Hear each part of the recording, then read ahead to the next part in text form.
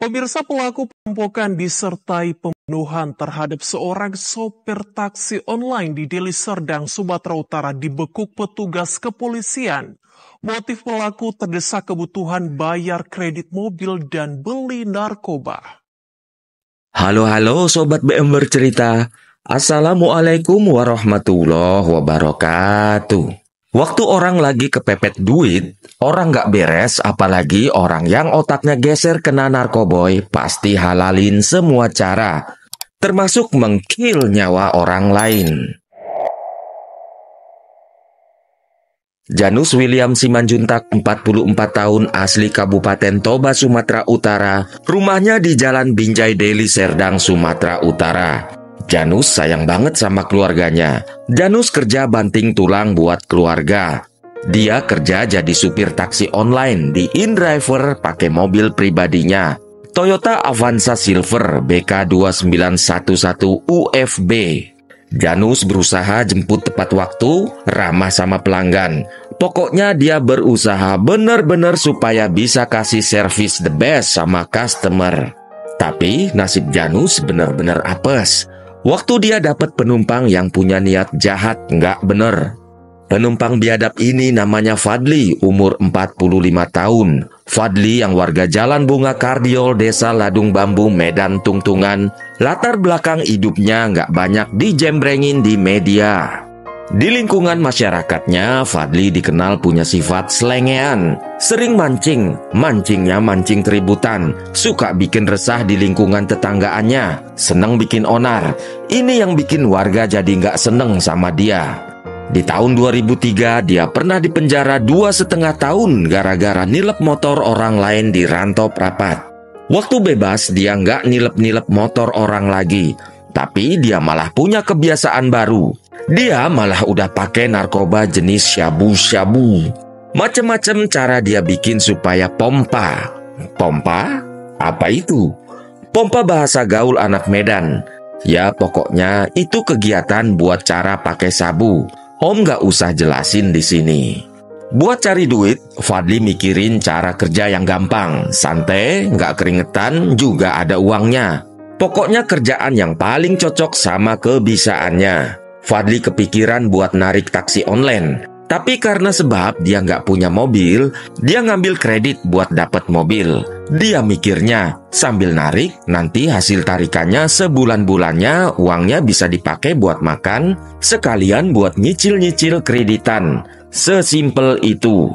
Singkat cerita, Fadli udah dapat mobil kreditannya. Dia udah kerja narik jadi supir taksi online. Bulan-bulan pertama emang cicilannya lancar. Semua jalan kayak yang udah direncanain. Tapi karena emang dia dasarnya pemakai, udah nyandu, duitnya jadi sering habis di situ buat beli sabu.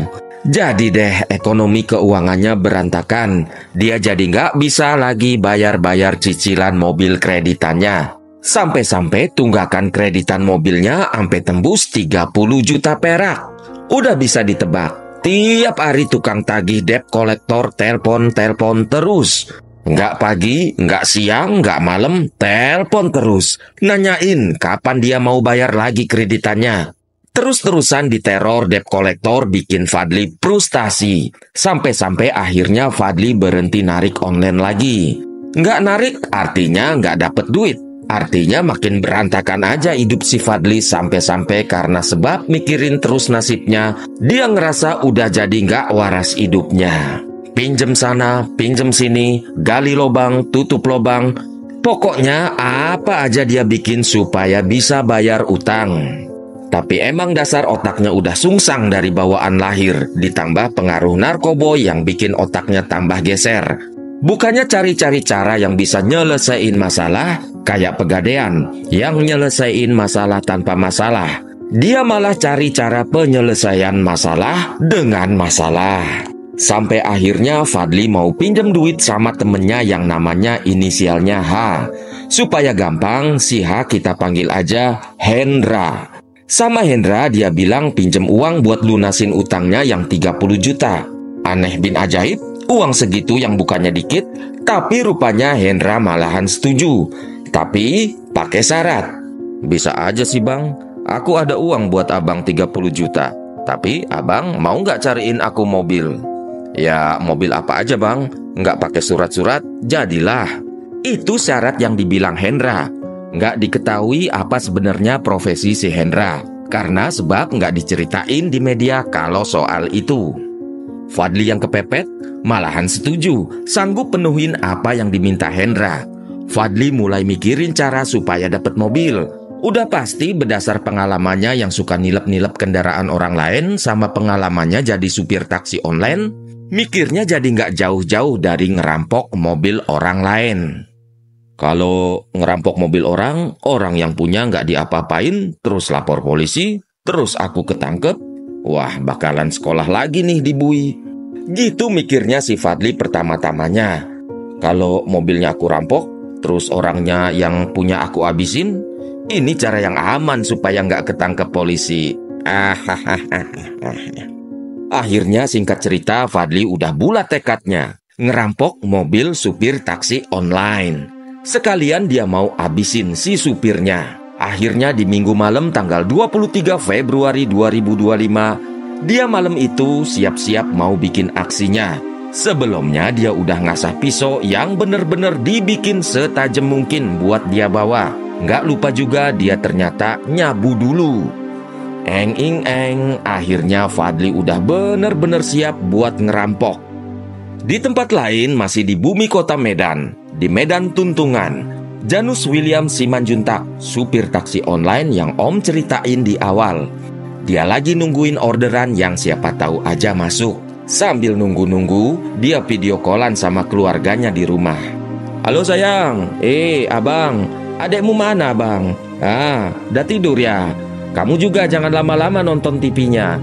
Selesai itu abang langsung tidur ya. Mama, mana mama? Oh iya mak. Iya dek, makan apa tadi di rumah dek sama anak-anak? Oh iya, ini abang masih nunggu orderan. Moga-moga ada lagi yang masuk. Ya, sudah dulu. Nanti kalau sempat abang telepon lagi. Itu ingetin si abang jangan tidur terlambat. Habis nonton TV suruh langsung pergi tidur. Iya, Mah. Rupanya Janus yang lagi nunggu orderan masuk ngerasa kangen sama orang rumah. Miris rasanya hati Om, karena itu video callan yang terakhir si Janus sama keluarganya. Karena nggak lama Janus dapat orderan masuk. Itu ternyata orderan dari si Fadli. Fadli, orang yang otaknya udah geser karena utang juga narkoba. Fadli minta diantar ke Jalan Eka Rasmi Medan Johor. Janus yang nggak sadar ada bahaya, dia terima orderan itu. Singkat cerita, Janus sampai di titik penjemputan Fadli di Jalan Bunga Pariama, terus lanjut nganter Fadli ke tujuan. Kurang lebih 1 jam perjalanan, suasana di dalam mobil tenang-tenang aja. Karena Janus biasanya suka menghargai tipe-tipe, macam-macam penumpang. Janus sadar kalau Fadli bukan macam penumpang yang seneng kalau diajak ngobrol.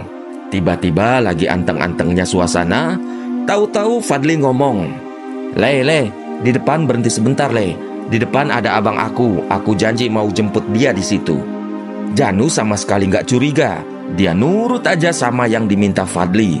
Padahal di titik berhenti, Fadli pengen mastiin kalau tempat yang gelap itu benar-benar sepi. Tengok kanan, tengok kiri, dan cus! Fadli langsung tancepin pisau yang dibawa ke leher Janus. Cos! Nggak pakai ampun, luka lebar langsung ngeluarin banyak darah dari leher Janus. Janus yang kaget belum sempat sadar apa yang barusan aja terjadi, langsung lemes. Walau sudah mandi darah, Janus nggak mau nyerah.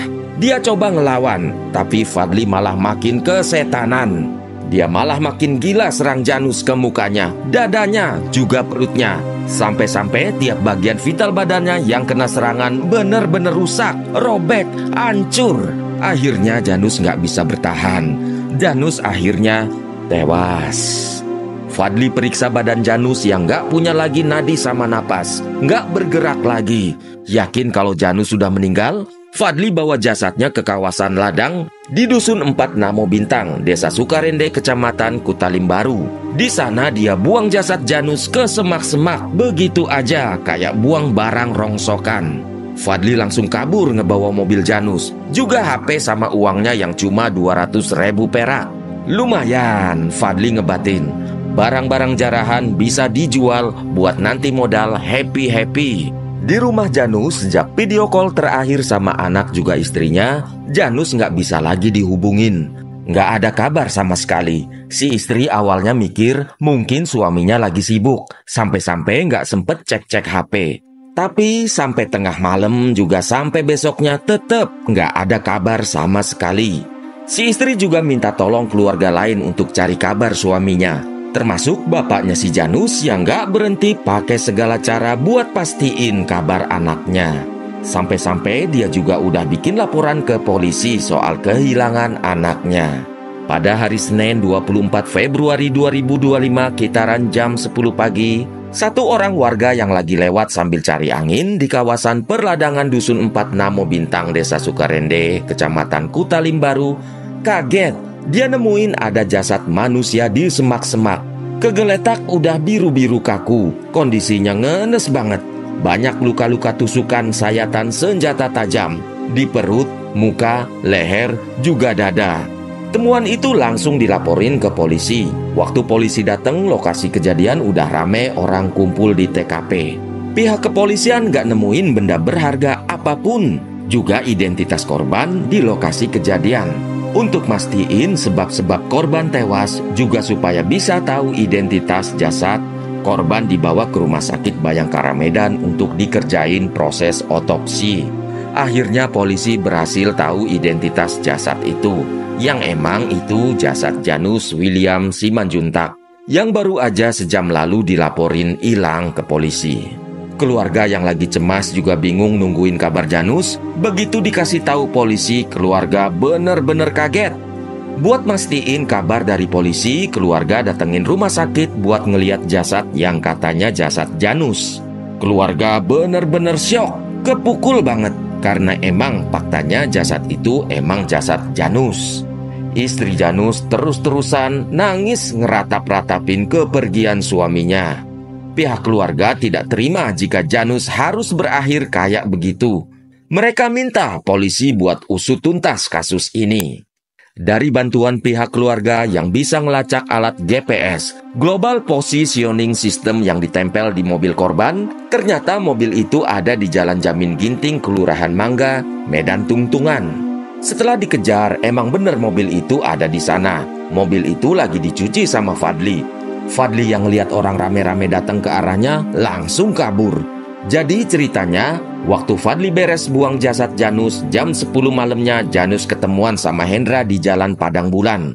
Dia serahin mobil itu ke Hendra, yang emang udah janji mau kasih uang 30 juta.